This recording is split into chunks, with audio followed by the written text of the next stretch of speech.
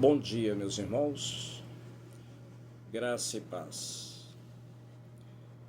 Escola Bíblica Dominical, 12 de maio de 2024. Quero comentar o texto de 1 Pedro, capítulo 4, versos 1 a 6, com o tema Nova Vida. Vamos orar, pedir a direção do Senhor, a iluminação do Espírito Santo, para melhor compreensão e também para que o nosso coração esteja quebrantado, aberto, pronto para receber, para acolher a palavra do Senhor e sermos transformados por ela. Oremos. Querido e santo Deus, obrigado, Senhor, por mais essa oportunidade de abrir a Tua palavra, de ouvir o que o Senhor tem a dizer para nossa construção espiritual, para nossa edificação, Senhor, para nosso fortalecimento. Dá-nos, Senhor, a iluminação segura do Teu Espírito, clarificando a nossa mente, quebrantando o nosso coração, nos tornando aptos para acolher a palavra do Senhor. Obrigado, Senhor, por esse recurso tecnológico que nos permite aproximar mesmo estando longe. Nos permite, Senhor, essa linha de comunicação e a manutenção do nosso vínculo. Obrigado, Pai, por todas as maravilhas do Senhor para conosco. Fala conosco, Senhor, na Tua palavra, em nome de Jesus. Amém. Vamos ler o texto, 1 Pedro, capítulo 4, versos 1 a 6, estou lendo a palavra do Senhor na versão de João Ferreira de Almeida, revista e atualizada. Diz assim a palavra do Senhor: Ora, tendo Cristo sofrido na carne, armai-vos também vós do mesmo pensamento. Pois aquele que sofreu na carne deixou o pecado, para que, no tempo que vos resta na carne, já não vivais de acordo com as paixões dos homens, mas segundo a vontade de Deus. Porque basta o tempo decorrido para terdes executado a vontade dos gentios, tendo andado em dissoluções, concupiscências, borracheiras, orgias, bebedices e em detestáveis idolatrias. Por isso, difamando-vos, estranham que não concorrais com eles ao mesmo excesso de devassidão, os quais hão de prestar contas àquele que é competente para julgar vivos e mortos. Pois para este fim foi o Evangelho pregado também a mortos, para que mesmo julgados na carne, segundo os homens, vivam no Espírito segundo Deus. Que Deus nos abençoe pela sua palavra lida. À época do Antigo Testamento, havia muitos estrangeiros no meio do povo de Israel, desde a saída do Egito. Quando o povo do Egito saiu do Egito, Deus libertou o povo de Israel. Muitos estrangeiros que haviam no Egito foram juntos com Israel. E ao longo do tempo, tantos outros foram sendo acrescentados. Esses estrangeiros que queriam fazer parte de Israel, eles deveriam ser circuncidados e guardar a lei de Moisés, cumprir os rituais, as festas, o sábado, obedecer todos os requisitos que a lei exigia. E assim, faziam parte do povo de Israel. Para que esses estrangeiros fizessem isso, deveria haver uma mudança comportamental, uma mudança ética, uma mudança de valores e de crenças. Eles tinham que abandonar seus antigos deuses, aos quais serviam nas nações de onde vieram, e antigas práticas que já não mais eram compatíveis com Deus de Israel, porque contradizia a lei do Senhor. Portanto, havia essa transformação. Para fazer parte de Israel, era necessário que seguisse esses ditames que a lei exigia. Então, havia uma transformação para que pudessem viver em Israel uma nova vida.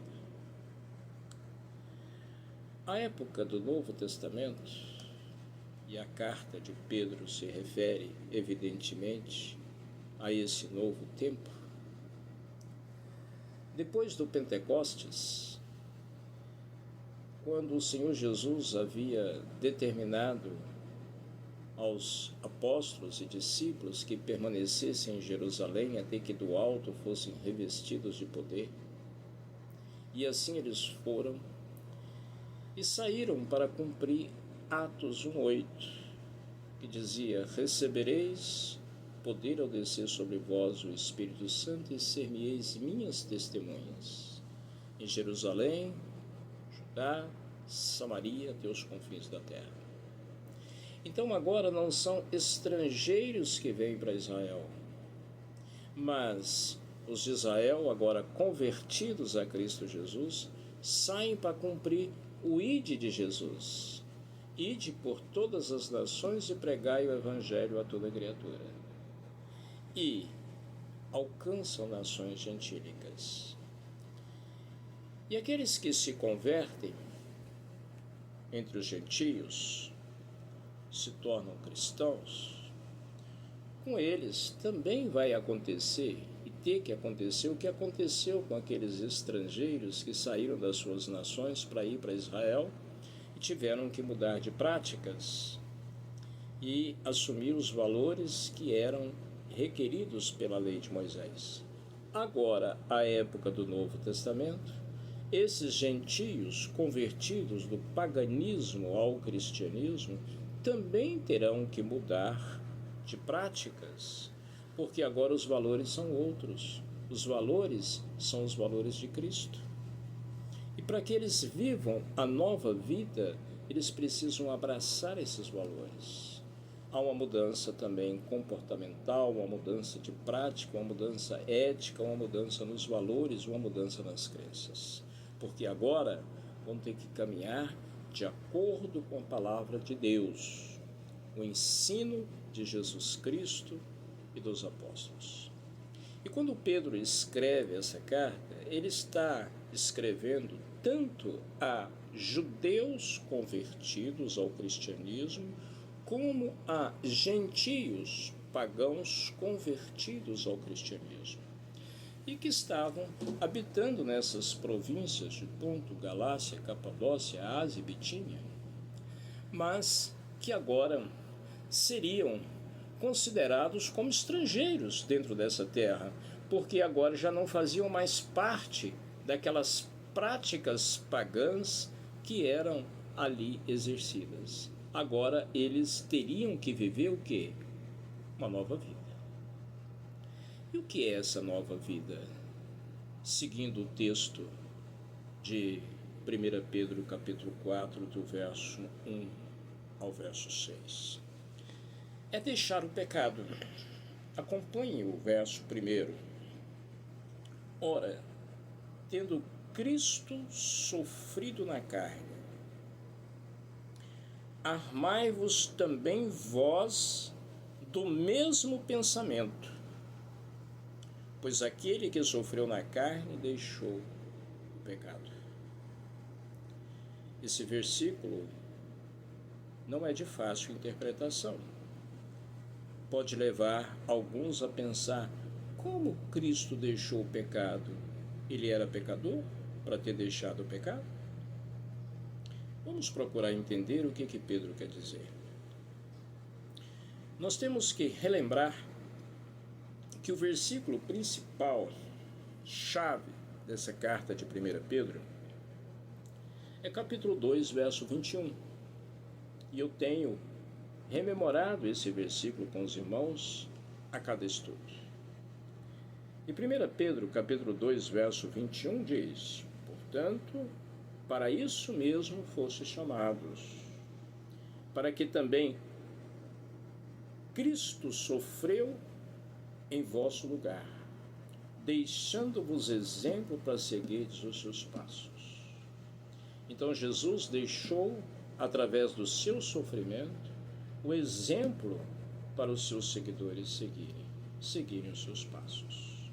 Portanto, agora, capítulo 4, verso 1, tendo em mente esse versículo que acabamos de ler do capítulo 2, verso 21, Pedro diz novamente: Cristo, tendo sofrido na carne, se referindo aos sofrimentos de Jesus, toda a sua caminhada aqui na terra foi uma caminhada de sofrimento, e esse sofrimento culmina na última semana de vida, quando ele foi preso, quando ele foi ali exposto à vergonha pública, quando ele foi crucificado. Então sofreu na carne para cumprir a sua missão. Aí o apóstolo diz aos seus seguidores, aos leitores originais dessa carta e a todos os leitores subsequentes, aos quais nos incluímos como crentes da geração atual: armai-vos também vós do mesmo pensamento. Que pensamento? O mesmo pensamento de Jesus. O pensamento de se submeter à vontade de Deus. O pensamento de cumprir a sua missão, cumprir o propósito para o qual ele veio.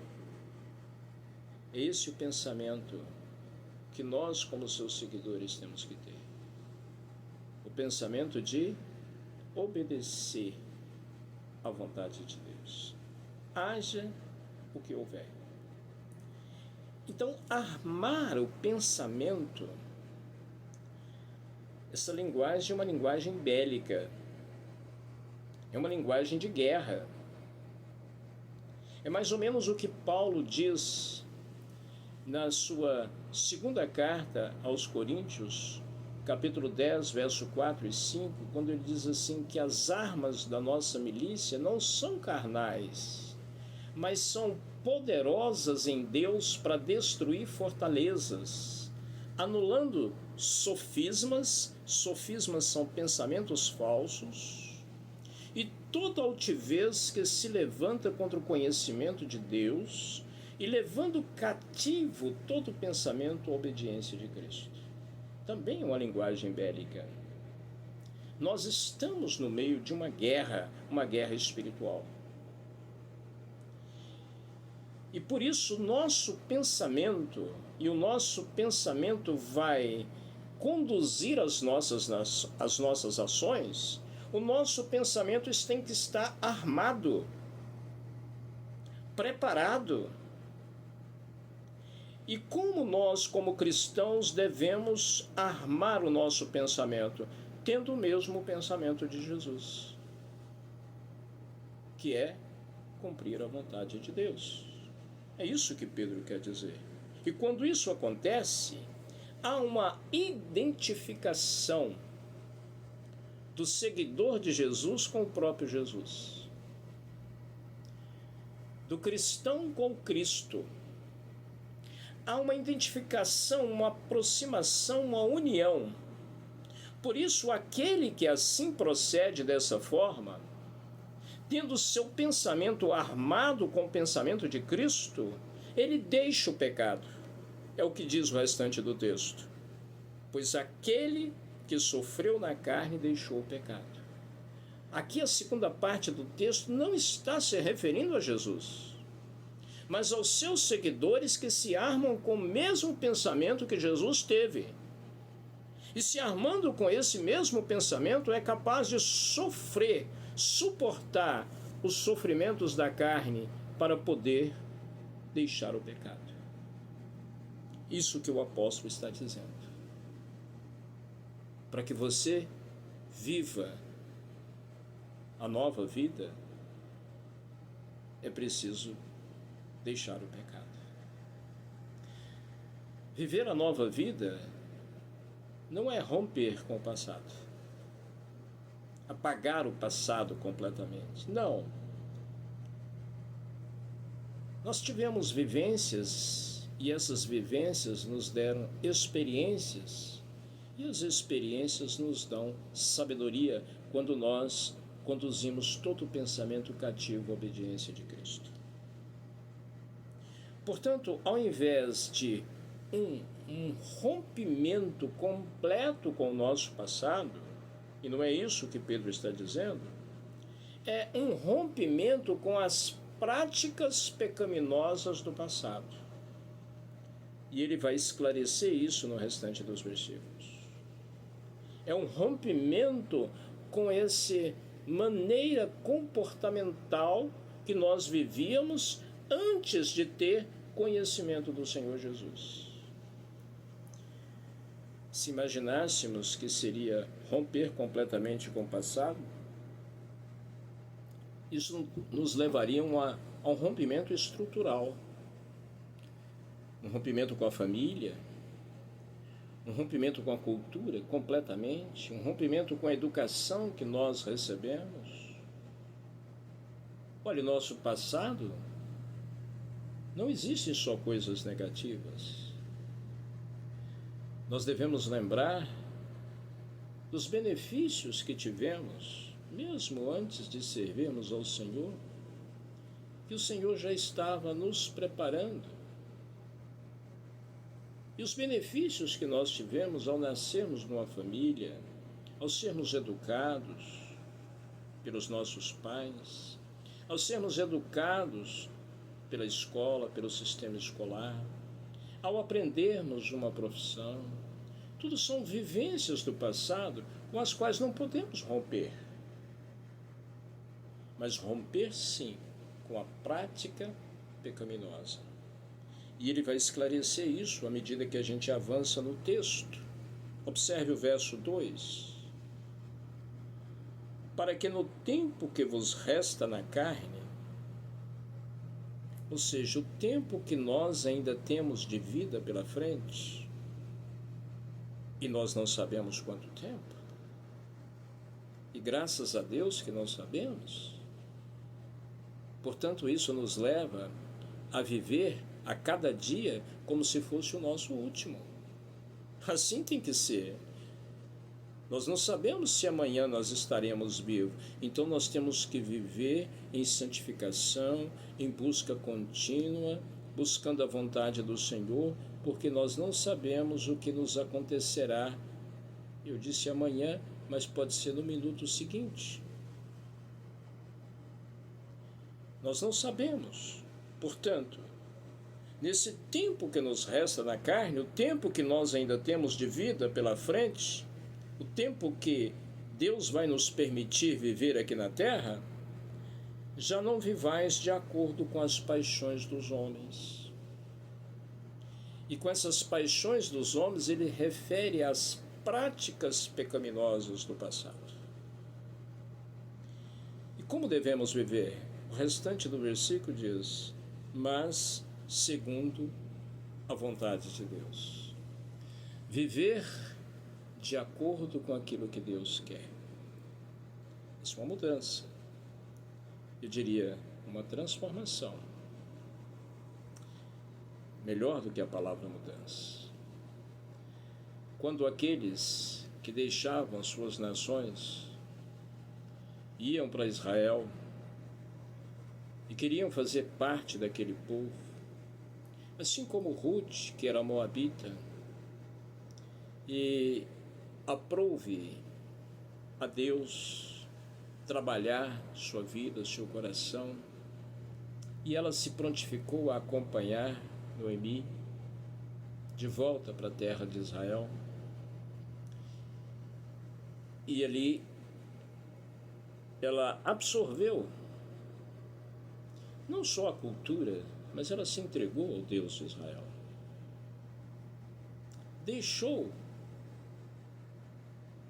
as práticas idólatras dos moabitas, quando disse para Noemi: o teu Deus é o meu Deus, né? Onde quer que fores eu irei. Então eu agora sou como você. Houve uma transformação. E essa mulher abençoada é uma mulher que faz parte da genealogia de Jesus Cristo. Basta olhar o capítulo 1 do Evangelho de Mateus. É uma mulher que faz parte da genealogia de Cristo. Mas viver segundo a vontade de Deus é fazer o que Deus quer. É seguir os preceitos do Senhor. E onde estão eles? Na sua palavra. A palavra de Deus traz os preceitos do Senhor para a nossa vida. Aquilo que é a vontade preceptiva do Senhor. Nós devemos pautar a vida por ela. E não mais viver segundo as paixões dos homens. A cultura que nós vivemos, não temos como romper com ela definitivamente, mas nós temos que romper com as práticas pecaminosas dessa cultura. A cultura tenta nos impor ideologias que são contrárias à palavra de Deus. A cultura tenta nos impor comportamentos que são contrários à palavra de Deus. Práticas que são abomináveis à palavra de Deus. Com essas coisas nós temos que romper. Tem que haver uma amputação radical com relação a isso. Como Jesus disse, se o teu olho te faz pecar, arranca. É melhor você entrar na vida só com o olho do que perecer com os dois. Se a tua mão direita te faz pecar, arranca. É melhor você entrar sem ela na vida do que perecer com as duas. Jesus não está falando de arrancar o olho e cortar a mão, literalmente, mas de fazer uma amputação radical com tudo aquilo que é contrário à vontade de Deus. Cortar definitivamente. Isso é viver a nova vida. Os irmãos que estão me assistindo e que são ex-alunos viveram dentro do internato uma fase chamada nova vida. Depois que sai da fase primeira, que é a fase da libertação, chamada renascer, os 4 primeiros meses de recuperação, onde a pessoa passa por um processo ali de libertação durante esse período, ele entra nessa fase chamada nova vida. E eu costumo sempre dizer que ela é a espinha dorsal do programa de recuperação. É como se fosse a prova dos 9. Porque ali é onde Deus vai trabalhar o caráter. Ali é onde questões que estão escondidas no coração vão aparecer. É onde aquele que permaneceu tranquilo no renascer, às vezes sem problema, vai manifestar um outro lado do seu caráter que nós ainda não conhecemos. E Deus vai trabalhar isso. Deus está preparando aqueles alunos ali na Nova Vida, durante essa fase, para viver a nova vida fora do internato. E viver a nova vida é isso, viver segundo a vontade de Deus. Tudo aquilo que for incompatível com a vontade de Deus, amputação radical. Corte tudo aquilo que atrapalha a sua comunhão com Deus. Largue. Lembra do que Jesus ensinou. É melhor perder o olho ou a mão do que perder a vida. Então, arranque tudo aquilo que é incompatível. Isso é viver nova vida. Verso 3. Porque basta o tempo decorrido para terdes executado a vontade dos gentios. Pedro está se referindo ao passado desses que agora são cristãos. Um passado onde eles não serviam ao Senhor. Onde eram gentios, não só na nacionalidade, mas gentios por causa da incredulidade, por causa da idolatria em que viviam. Então viviam de acordo com paixões dos homens. Então ele diz, basta esse tempo, o tempo que vocês viviam executando a vontade dos gentios. E ele vai citar alguns exemplos de práticas, tendo andado em dissoluções. A palavra dissolução vem de dissolver alguma coisa. E dissolver é separar.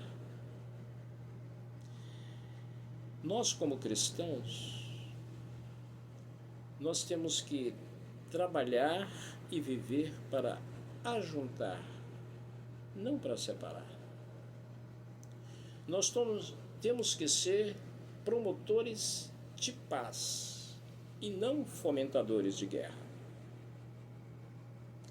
Nós temos que ser mediadores de conflitos e não criadores de conflitos. Portanto, dissolução não pode fazer parte da vida cristã. Concupiscência é um desejo pecaminoso, as intenções impuras que levam à prática pecaminosa. Concupiscência incompatível com a vida cristã. Nosso coração precisa ser purificado. Nós temos que fazer a oração de Davi no Salmo 51:10. E essa oração tem que ser durante todo o tempo da nossa caminhada cristã. Cria em mim, ó Deus, um coração puro e renova dentro de mim um espírito inabalável. Nós temos que orar para que o Senhor purifique o nosso coração cada dia, para que Ele não abrigue concupiscência, intenções impuras. Jesus diz que são bem-aventurados, nas bem-aventuranças Ele diz sobre isso, os limpos de coração ou puros de coração, porque verão a Deus. Olha que promessa maravilhosa. Portanto, concupiscência tem que entrar na amputação radical. Nenhum desejo impuro pode ser abrigado no nosso coração. Borracheiras. Essa palavra não é muito utilizada no nosso português coloquial, mas borracheira significa embriaguez, e todo mundo sabe o que é isso. E sobre isso não precisa nem comentar. Embriaguez não faz parte de uma vida para ser vivida com a vontade, segundo a vontade de Deus. Não faz parte da nova vida. Depois Pedro fala de orgias. Essa é uma prática muito comum na antiguidade entre esses gentios que agora converteram ao cristianismo, mas quando antes eram gentios, incrédulos, frequentavam templos pagãos adoravam nesses templos e praticavam orgias. A palavra orgia, na sua origem, vem de orgue, no grego, obra, mas não se trata de qualquer obra, mas era obras realizadas em religiões de mistérios. E com o passar do tempo, essa palavra foi mudando de conotação. Havia práticas ritualísticas em templos pagãos, aonde os professos daquele templo, daquele Deus, saíam pelas ruas em procissões, cantando e alardeando por todas as cidades onde passavam e praticando toda sorte de, dando vazão à concupiscência do coração, toda sorte de imundícias sexuais. E a palavra orgia acabou tomando essa conotação de uma prática sexual deturpada. Por exemplo, sexo grupal. A palavra orgia é bem próxima da palavra bacanal. Então, ela tomou essa conotação com o tempo. E aqueles gentios convertidos que antes achavam isso comum, estavam lá no meio deles e praticavam isso, agora, uma vez em Cristo, tem que olhar para isso e dizer: isso não faz parte da nova vida. Amputação radical. Depois Pedro fala de bebedices. Você pode pensar, mas ele já falou de borracheiras. Se borracheiras é embriaguez, por que agora falar de bebedice? A bebedice é o uso da bebida, mas não necessariamente a embriaguez. Agora, a bebedice pode levar à embriaguez. Por isso, a bebedice também deve ser cortada. Muitos crentes acham que não há problema nenhum tomar um vinhozinho, tomar uma cervejinha, e até advogam essa ideia. Biblicamente, ela não é sustentável. Então, a bebedice aqui não é necessariamente a embriaguez. Eu já vi pessoas dizendo: não há problema nenhum beber, só não ficar embriagado. Há problema sim, porque só fica embriagado quem bebe. Sem a bebedice, então, não haverá embriaguez. Portanto, Pedro contempla essa ideia aqui, quando ele coloca a bebedice. E detestáveis idolatrias. Aqui entra tudo. Toda prática idólatra. Desde sacrifício de vidas humanas até as orgias sexuais. Tudo isso fazia parte da adoração nos templos pagãos. Portanto, aquele que converteu a Cristo, ele tem que olhar para isso e romper definitivamente, amputar da sua vida. Não faz parte da nova vida. Quem está em Cristo é nova criatura. As coisas velhas passaram, tudo se fez novo, segundo o que Paulo diz em 2 Coríntios 5,17. Verso 4. Por isso, difamando-vos, pode esperar a difamação. Quando você praticar a amputação radical, romper com as práticas pecaminosas da cultura vigente, quando você mudar a sua postura e assumir realmente como seguidor de Cristo com todas as implicações, pode esperar que haverá difamações. Por isso, difamando-vos, esse é o trabalho que os incrédulos irão fazer. Estranham que não concorrais com eles ao mesmo excesso de devassidão. Estranho porque vocês mudaram. Você, jovem livre, que passou pelo programa e saiu liberto e continua liberto para a glória de Deus e caminhando com o Senhor, antigos colegas podem difamar você, porque se você não faz parte daquela vida de antes. Uma vida que eles ainda estão vivendo. Excesso de devassidão, chamou o apóstolo Pedro. Imoralidade e todas as outras práticas pecaminosas que são incompatíveis com a vida cristã. Verso 5. Os quais hão de prestar contas àquele que é competente para julgar vivos e mortos. Portanto, haverá um juízo final. E todos terão que prestar contas das suas ações. O ímpio, ele continua vivendo na sua impiedade. E à medida que ele vive na sua impiedade, o seu coração se torna mais petrificado.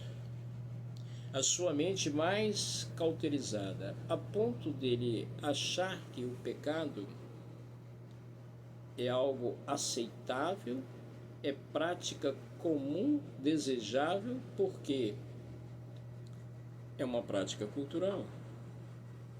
Para muitos é isso. Então vivem sem nenhum problema de consciência com relação a isso. Mas um dia eles terão que prestar contas àquele que tem competência para julgar vivos e mortos. Mas por que vivos e mortos? Aqueles que estarão vivos quando Jesus voltar. E aqueles que já morreram, mas que ressuscitarão para o juízo. Então terão que prestar contas de todas as suas ações. E por último, o verso 6. Pois para este fim foi o evangelho pregado também a mortos, para que mesmo julgados na carne, segundo os homens, vivam no espírito segundo Deus.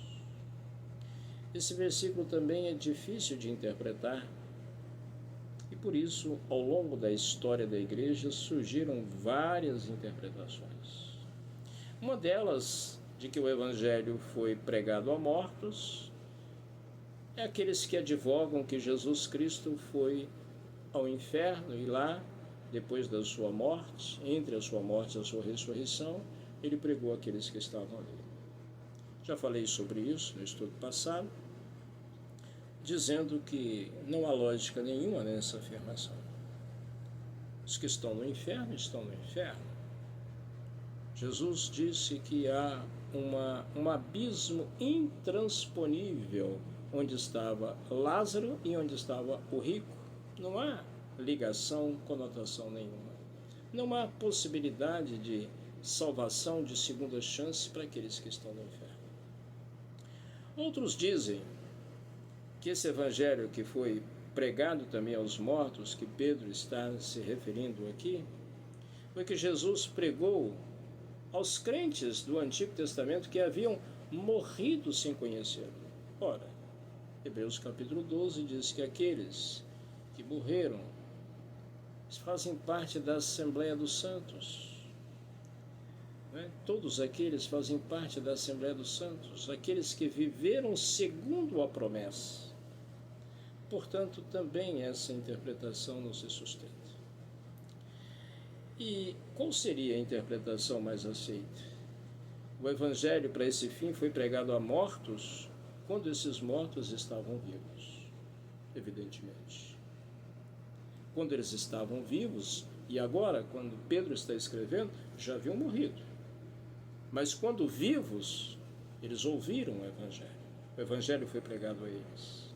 Para que, sendo julgado na carne, ou seja, muitos desses que ouviram o evangelho, receberam o evangelho, creram no evangelho, foram julgados na carne por causa da fé, foram torturados, foram martirizados, morreram por causa da sua fé. Entretanto, mataram somente a carne, pois Pedro diz, foram julgados segundo os homens, mas vivam no espírito segundo Deus. Nós não podemos temer aqueles que podem matar somente a carne. Jesus diz que tem que temer aquele que pode jogar no inferno tanto a carne como a alma, o espírito. Então, não é o homem que nós devemos temer. Podemos ser perseguidos, podemos ser difamados, podemos ser torturados e podemos até ser mortos por causa da nossa fé, como muitos irmãos nossos no passado foram e ainda alguns estão sendo em alguns lugares do mundo. Quer dizer que isso não possa acontecer a nós. Pode. Não significa que vai. Entretanto, o que deve acontecer conosco, voltando ao início do texto, é que nós nos armemos com o mesmo pensamento de Cristo Jesus. Jesus Cristo armou o seu pensamento para fazer aquilo que era da vontade de Deus. Isso fica muito claro quando ele ora no Getsemane, quando ele diz assim: Pai, afasta de mim esse cálice. Contudo, não faço o que eu quero, mas o que tu queres. E ele se rende completamente. E como um cordeiro mudo que foi levado ao matadouro, ele vai à cruz e morre em nosso lugar. E ao morrer nos dá vida. A nova vida que nós temos em Cristo Jesus. Portanto, meus irmãos, para vocês que me assistem e que são servos do Senhor, a palavra é para que nós jamais venhamos a abrir mão da nova vida. Jamais venhamos a fazer concessões às práticas pecaminosas do passado, porque elas não fazem parte da nova vida. São incompatíveis. E para você que me ouve ou me assiste e ainda não entregou a sua vida a Cristo Jesus, saiba que haverá um dia, Ele, que é o competente para julgar vivos e mortos, que todos terão que prestar contas das suas práticas, da forma como viveram. Portanto, se você quer viver uma nova vida, fazer parte do povo remido, daquele povo que não entra em juízo, mas que passou da morte para a vida, o momento é agora. Enquanto você está aqui, a palavra do Senhor está sendo pregada a você, como Pedro diz que o Evangelho foi pregado a mortos. Pregado a mortos enquanto estavam vivos. Pregado a você que um dia vai morrer. Portanto, o tempo do seu compromisso com Cristo é hoje. Que Deus nos abençoe pela sua palavra. Oremos. Senhor amado, eu quero te louvar e agradecer pela tua palavra viva, eficaz, penetrante, cortante e transformadora. Obrigado, Senhor, por esta oportunidade. E clamo ao Senhor que esta palavra alcance corações, transforme mentes, salve vidas, para a glória do teu nome. Em nome de Jesus, porque dele, por ele e para ele são todas as coisas. A ele, pois, a glória eternamente. Amém. Povo de Deus, o Senhor te abençoe e te guarde. O Senhor faça resplandecer o rosto sobre ti e tenha misericórdia de ti. O Senhor sobre ti levante o rosto e te dê a paz. Que a graça de nosso Senhor e Salvador Jesus Cristo, o amor de Deus o Pai, a comunhão, as consolações e a direção segura do teu Espírito repouse sobre todo o teu povo, aqui e em todos os lugares, agora e para todo sempre. Povo de Deus, fique em paz.